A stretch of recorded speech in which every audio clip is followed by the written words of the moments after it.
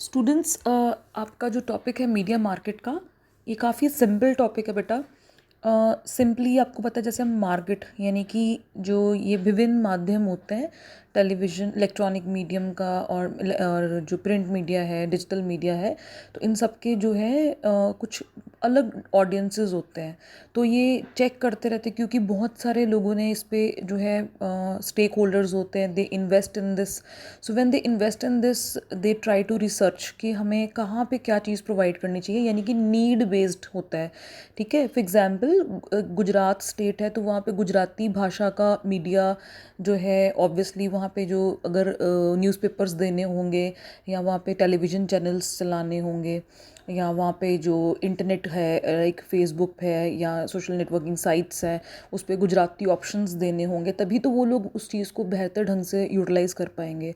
तो ना सिर्फ लैंग्वेज बल्कि उनकी प्रेफरेंसेस, वो क्या देखना चाहते हैं, किस एज ग्रुप के लोग हैं और उनकी प्रायोरिटीज़ क्या हैं, है ना। तो ये अलग अलग होता है जो चॉइसेस हैं, तो उसके हिसाब से जो मार्केट है वो डिसाइड की जाती है। सो बेसिकली जो यहाँ पे वर्ड्स एक्सप्लेन किए गए हैं, जैसे आप देख पाओगे, कुछ वर्ड्स हैं: media market, broadcast market, media region, designated market area. ये एक ही चीज़ के लिए कहा गया है। और लार्जली ये आप देखेंगे कि मेट्रोपॉलिटन जो सिटीज़ होती है वो उसके सेंटर, उसको सेंटर में रखते हैं। ये कोई भी जो लार्जेस्ट सिटी होगी उसको हब, उसको सेंटर मार्क जो है ये कर लेते हैं। और ये बेसिकली कुछ कंपनीज हो सकती हैं, कुछ रिसर्च हाउसेज हो सकते हैं जो कि जुड़े होते हैं मीडिया के साथ, और वो रिसर्च करके उनको रिपोर्ट्स देते हैं, बताते हैं कि कहाँ पे कैसी डिमांड है, और देन दे डिज़ाइन अकॉर्डिंगली। उसके अकॉर्डिंग ही जो कि कंटेंट है वो डिज़ाइन किया जाता है, बनाया जाता है। ठीक है। सो सम मेट्रोपॉलिटन सिटीज़ एरियाज़, जैसे कि लार्ज जो सिटीज़ हैं उसके आसपास के रीजन्स में वही चीज़ प्रोवाइड की जाती है जो कि उस सिटी में देनी है। फॉर एग्जांपल बेंगलुरु है, दिल्ली है, राइट। फिर नॉर्थ ईस्ट का कोई स्टेट हो सकता है जो कि काफ़ी असम हो सकता है, राइट। और गुजरात हो सकता है, लाइक एज अ स्टेट।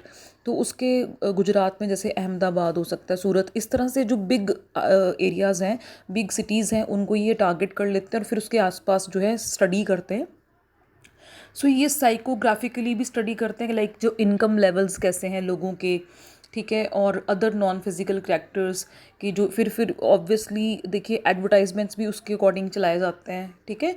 और India is expected to become, जैसे फॉर एग्जांपल किसी एरिया में अवेयरनेस की प्रॉब्लम है, वहाँ पे सपोज़ लोग वैक्सीनेशन नहीं करवाते, या मतलब जनरली कोई हेल्थ इश्यूज़ वो ज़्यादा रहते हैं कहीं पे, तो वहाँ पे उस तरह के जो प्रोग्राम्स हैं, उस तरह की जो देखेंगे आपके प्रोग्राम्स, रेडियो पे चलेंगे, टेलीविज़न पे चलेंगे, एडवर्टाइजमेंट्स वैसी वैसी आएंगी, like this.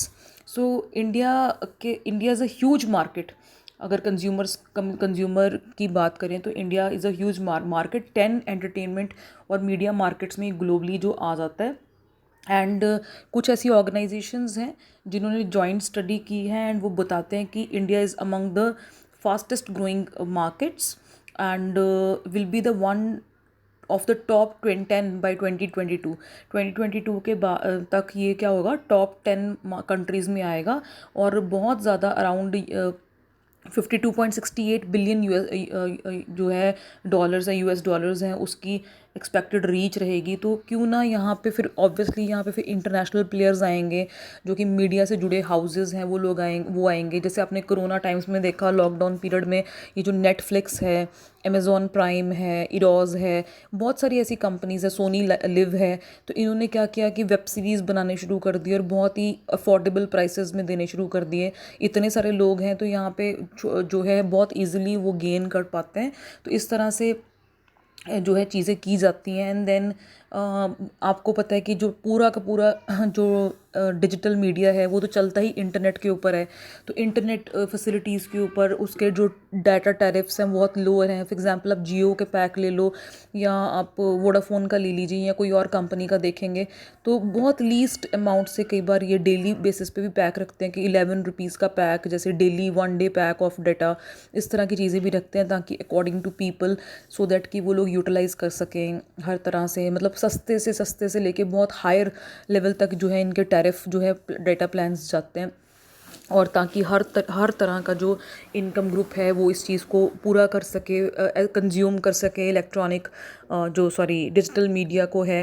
And then electronic medium की बात करें तो आपको पता है, तो जो कुछ कंपनीज़ के मैंने नाम बताए, जैसे आप यहाँ पे देख भी पा रहे हो, जैसे हॉटस्टार, सोनी लिव, वूट, नेटफ्लिक्स, अमेज़ॉन प्राइम, ईरोज़, ये सारे नाम आपने याद कर लेने। ये कौन से प्लेयर्स हैं जो कि मीडिया प्रोवाइड करेंगे इंडिया में अकॉर्डिंग टू द मार्केट, कि यहाँ पे किस प्रकार का मार्केट है उसके अकॉर्डिंग जो है मीडिया को प्रोवाइड करेंगे। अब एडवांटेजेस क्या होता है, एक तो एफिशिएंसी बढ़ती है, पता चलता है मतलब पता चलता है कि किस तरह का मीडिया कहाँ पे प्रोवाइड करना है। लोएस्ट कॉस्ट, कंपटीशन ज़्यादा होता है तो कॉस्ट आराम से अफोर्डेबिलिटी होती है लोगों के लिए, लोगों को ईजीली रहता है कंज्यूम करना, कि हम मतलब कोई उनके पास चॉइसेस, उनके पास वैराइटीज़ ज़्यादा रहती हैं लोगों के पास। So market promotes responsiveness.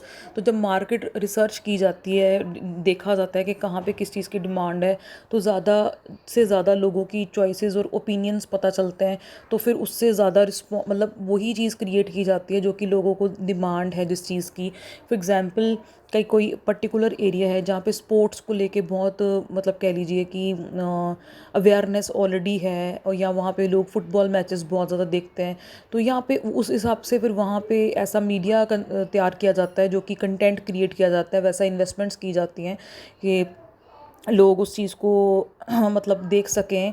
And then जैसे फॉर एग्जांपल इन इंडिया, आप इंडिया में देख लीजिए कि इंडिया में क्रिकेट को लेके बहुत ज़्यादा जो है कई कंट्रीज़ है वहाँ पे फुटबॉल लवर्स बहुत ज़्यादा हैं, हमारे देश में क्रिकेट लवर्स बहुत ज़्यादा है। तो आपको पता है यहाँ पे आईपीएल है, बहुत सारे स्टेक होल्डर्स हैं, फिर वो उनकी पूरी डिस्ट्रीब्यूशन की जाते हैं, राइट्स, सैटेलाइट राइट्स होते हैं मैचेस के, फिर बहुत ज़्यादा इन्वेस्टमेंट्स की जाती हैं, बड़े ग्रैंड लेवल पे ये मैचेस हुआ करते हैं, और पूरा वो जो इंडिया ही है इसको देखते हैं, not only India but other countries also, but India is specifically known as कि क्रिकेट के बहुत ज़्यादा शौकीन हैं लोग यहाँ पे।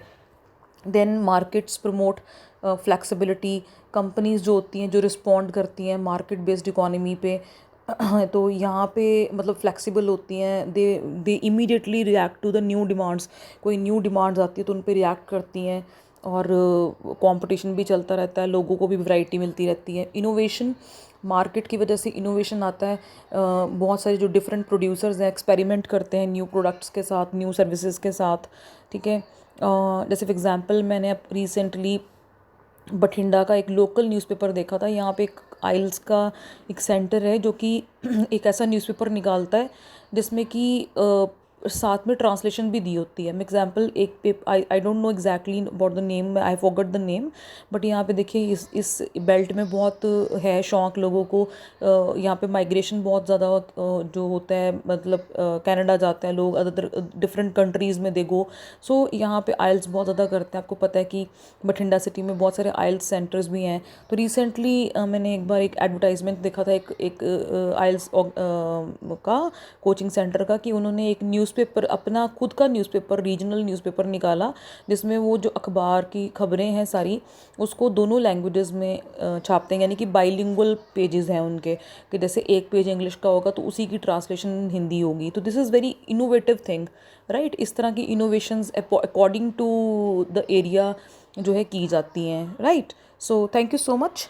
बस यही है बेटा मीडिया मार्केट। बेसिकली ये एक ऐसा रिसर्च एरिया है जहाँ से पता चलता है कि लोगों को कैसा मीडिया देखना है, कैसे क्रिएट होगा, क्योंकि बहुत ज़्यादा लोग इन्वॉल्व हैं तो फिर बाकायदा पूरा स्टडी किया जाता है। So this is all about media market. Thank you.